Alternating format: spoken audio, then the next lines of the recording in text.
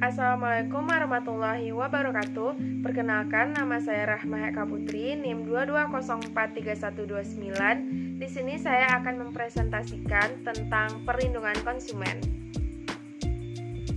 Yang A, asas dan tujuan perlindungan konsumen.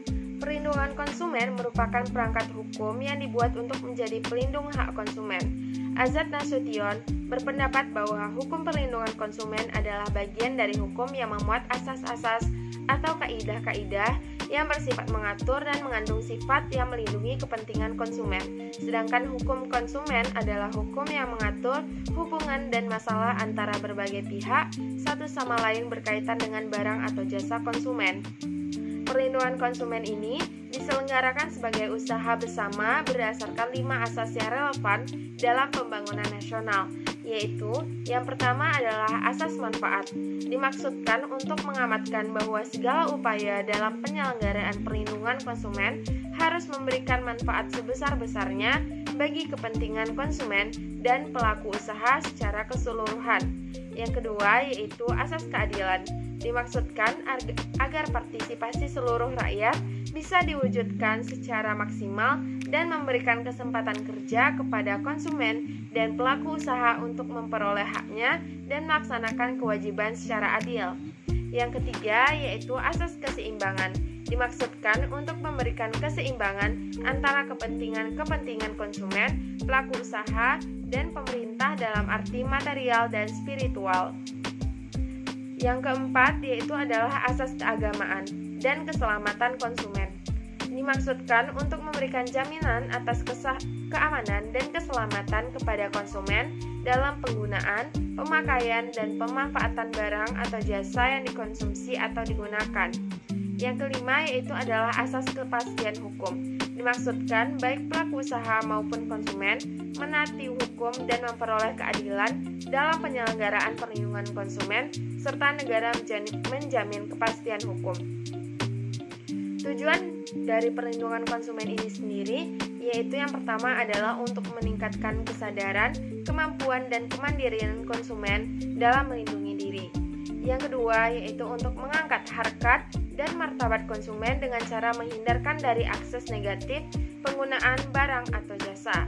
Yang ketiga, meningkatkan pemberdayaan konsumen dalam memilih, menentukan, dan menuntut hak-haknya sebagai konsumen. Yang keempat, yaitu untuk menetapkan sistem perlindungan konsumen yang mengandung unsur kepastian hukum dan keterbukaan informasi serta akses untuk mendapatkan informasi. Yang kelima, yaitu untuk menumbuhkan kesadaran perilaku usaha atau pelaku usaha mengenai pentingnya perlindungan konsumen serta tumbuh sikap yang jujur dan bertanggung jawab dalam usaha. Yang terakhir atau yang keenam adalah untuk meningkatkan kualitas barang atau jasa yang menjamin kelangsungan usaha produksi barang atau jasa, kesehatan, kenyamanan, keamanan, dan keselamatan konsumen.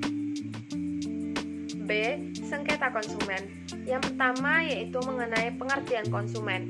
Menurut Undang-Undang Nomor 8 Tahun 1999 tentang Perlindungan Konsumen, tidak memberikan batasan apakah yang dimaksud dengan sengketa konsumen. Sedangkan pada Peraturan Menteri Perindustrian dan Perdagangan, yaitu Surat Keputusan Nomor 350-MPP-Cap-12-2001 tanggal 10 Desember 2001, yaitu sengketa antara pelaku usaha dengan konsumen yang menuntut ganti rugi atas kerusakan, pencemaran, atau yang menderita kerugian akibat mengkonsumsi barang atau memanfaatkan jasa. Yang kedua, yaitu pihak-pihak yang terlibat dalam sengketa konsumen. Yang pertama yaitu konsumen secara umum. Konsumen secara umum adalah pihak yang mengonsumsi suatu produk. Menurut Kamus Dictionary of Law Complete Edition, konsumen merupakan pihak yang memiliki atau menggunakan barang atau jasa baik untuk kepentingan diri sendiri maupun untuk kepentingan orang lain. Yang kedua yaitu pelaku usaha. Pelaku usaha adalah setiap perseorangan atau badan usaha baik yang berbentuk badan hukum maupun bukan yang didirikan dan berkedudukan atau melakukan kegiatan dalam wilayah NKRI. baik sendiri maupun bersama-sama melalui perjanjian penyelenggaraan kegiatan usaha. Pada Undang-Undang Nomor 8 Tahun 1999 tentang Perlindungan Konsumen menyediakan fasilitas penyelesaian sengketa konsumen melalui: yang pertama adalah penyelesaian sengketa secara damai. Yang dimaksud penyelesaian secara damai apabila para pihak yang bersengketa dengan atau tanpa kuasa atau pendamping memilih cara-cara damai untuk menyelesaikan sengketa tersebut. Cara damai berupa mufakat atau musyawarah antara para pihak yang bersengketa. Selanjutnya adalah penyelesaian melalui lembaga atau instansi yang berwenang. A. Di luar pengadilan. Penyelesaian sengketa di luar pengadilan sebagaimana dimaksud pada pasal 47 ayat 2 Undang-Undang Perlindungan Konsumen tidak menghilangkan tanggung jawab pidana sebagaimana diatur dalam undang-undang. Yang B. Di pengadilan. Kewenangan menyelesaikan sengketa konsumen melalui pengadilan dalam lingkungan peradilan umum dengan mengacu pada ketentuan yang berlaku di lingkungan peradilan umum tersebut. Hal ini berarti tata cara pengajuan gugatan dalam masalah perlindungan konsumen mengacu pada hukum acara perdata yang berlaku.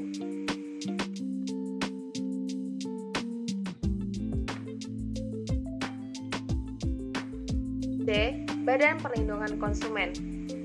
1. Pengertian Badan Perlindungan Konsumen. Badan Perlindungan Konsumen Nasional adalah badan yang dibentuk untuk membantu upaya pengembangan perlindungan konsumen. Perlindungan konsumen adalah perangkat hukum yang diciptakan untuk melindungi dan terpenuhinya hak konsumen. Sebagai contoh, para penjual diwajibkan menunjukkan tanda harga sebagai tanda pemberitahuan kepada konsumen. Yang kedua, Undang-Undang tentang Perlindungan Konsumen. Yang pertama ada Undang-Undang Dasar 1945 Pasal 5 Ayat 1, Pasal 21 Ayat 1, Pasal 20, dan Pasal 33. Yang kedua yaitu Undang-Undang Nomor 8 Tahun 1999 tentang Perlindungan Konsumen. Lembaran Negara Republik Indonesia tahun 1999 Nomor 42, tambahan Lembaran Negara Republik Indonesia Nomor 3821. Yang ketiga yaitu Undang-Undang Nomor 5 Tahun 1999 tentang Larangan Praktik Monopoli dan Persaingan Usaha tidak sehat. Selanjutnya yaitu Undang-Undang Nomor 30 Tahun 1999 tentang Arbitrase dan Alternatif Penyelesaian Sengketa. Selanjutnya Peraturan Pemerintah Nomor 58 Tahun 2001 tentang Pembinaan, Pengawasan, dan Penyelenggaraan Perlindungan Konsumen. Dan yang terakhir adalah Surat Edaran Dirjen Perdagangan Dalam Negeri Nomor 235-DJPDN-7-2001 tentang penanganan pengaduan konsumen yang ditujukan kepada seluruh dinas Indak Prop Kabupaten-Kota. Selanjutnya adalah ada Surat Edaran Direktur Jenderal Perdagangan Dalam Negeri Nomor 297-DJPDN-SE-12-2005 tentang pedoman pelayanan pengaduan konsumen. Yang ketiga yaitu ada Badan Perlindungan Konsumen. BPKN atau Badan Perlindungan Konsumen Nasional memang masih belum begitu dikenal masyarakat. Berdiri sejak 2004, lembaga ini memiliki fungsi sebagai pemberi saran, pertimbangan kepada pemerintah dalam upaya pengembangan perlindungan konsumen. Di bawah Undang-Undang atau UU Nomor 8 Tahun 1999 tentang Perlindungan Konsumen. Yang keempat ada tugas-tugas Badan Perlindungan Konsumen. Yang pertama, memberi saran dan rekomendasi kepada pemerintah dalam rangka penyusunan kebijakan di bidang perlindungan konsumen. Yang kedua, melakukan penelitian terhadap pengkajian peraturan perundang-undangan yang berlaku di bidang perlindungan konsumen. Yang ketiga, melakukan penelitian terhadap barang dan atau jasa yang menyangkut keselamatan konsumen. Yang keempat, mendorong berkembangnya lembaga perlindungan konsumen swadaya masyarakat. Selanjutnya, menyebarluaskan informasi melalui media mengenai perlindungan konsumen dan memasyarakatkan sikap keberpihakan kepada konsumen. Dan yang terakhir yaitu untuk menerima pengaduan tentang perlindungan konsumen dari masyarakat, lembaga perlindungan konsumen swadaya masyarakat atau pelaku usaha, dan melakukan survei yang menyangkut kebutuhan konsumen. D. Lembaga perlindungan konsumen swadaya masyarakat. Yang pertama, pengertian lembaga perlindungan konsumen swadaya masyarakat. Lembaga Perlindungan Konsumen Swadaya Masyarakat atau LPKSM adalah lembaga non-pemerintah yang terdaftar dan diakui oleh pemerintah yang mempunyai kegiatan menangani perlindungan konsumen. Yang kedua, tugas LPKSM menurut pasal 44 ayat 3 UU PK. Yang pertama, menyebarkan informasi dalam rangka meningkatkan kesadaran atas hak dan kewajiban dan kehati-hatian konsumen dalam mengonsumsi barang dan atau jasa. Yang kedua, memberikan nasihat kepada konsumen yang memerlukannya. Yang ketiga, bekerja sama dengan instansi terkait dalam upaya mewujudkan perlindungan konsumen. Yang keempat, membantu konsumen dalam memperjuangkan haknya, termasuk menerima keluhan atau pengaduan konsumen. Dan yang terakhir, melakukan pengawasan bersama pemerintah dan masyarakat terhadap pelaksanaan perlindungan konsumen. Syarat badan usaha berbadan hukum. Yang pertama, adanya harta kekayaan yang terpisah. Yang kedua, mempunyai tujuan tertentu. Yang ketiga, mempunyai kepentingan sendiri. Dan yang keempat, adanya kepengurusan atau organisasi yang diatur. Sekian dari saya. Apabila terdapat kesalahan pengucapan kata, mohon maaf. Assalamualaikum warahmatullahi wabarakatuh.